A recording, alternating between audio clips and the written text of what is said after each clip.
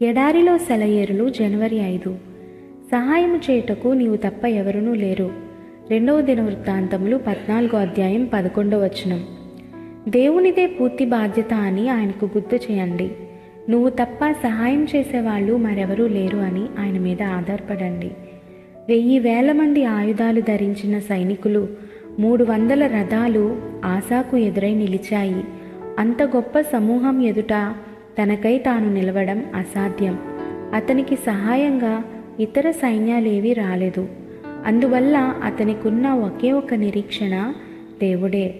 నీ జీవితంలో కష్టాలన్నీ ఒక్క పెట్టున కలిసికట్టుగా వచ్చి పడితే చిన్న చిన్న ఇబ్బందుల్ని తొలగించుకోవడానికి ఇతరుల సహాయం తీసుకున్నట్టు ఇప్పుడు కుదరదు. సర్వశక్తిమంతుడైన ఆ పరమ స్నేహితుడే మనకి ఆ సమయంలో దిక్కు. నీకు నీ శత్రువుకు మధ్య దేవుణ్ణి పెట్టు.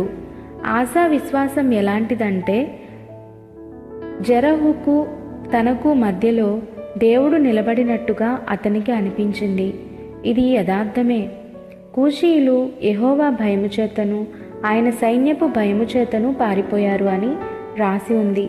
ఇశ్రాయేలు వారి పక్షంగా పరలోకపు సైన్యాలు వాళ్ళ శత్రువుల మీద విరుచుకుపడి అంత గొప్ప సైన్యాన్ని ఊచకోత కోసారేమో అన్నట్టుగా ఉంది.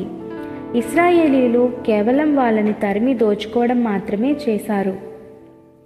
మన దేవుడు సైన్యాలకు అధిపతి అయిన యెహోవా ఊహించలేని రీతిగా ఏ సమయంలోనైనా తన ప్రజలను ఆదుకోవడానికి వస్తాడు.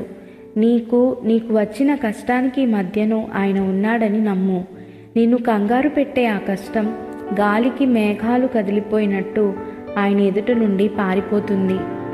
దేనికైనా ఆనుకునే ఆధారం కరువైతే, కోటలు బద్దలై కూలిపోతే దేవుడున్నాడన్న ఆలంబన తప్ప మిగిలిందంతా అయోమయమైపోతే, నమ్మకం నిలబడే తరుణమిదే.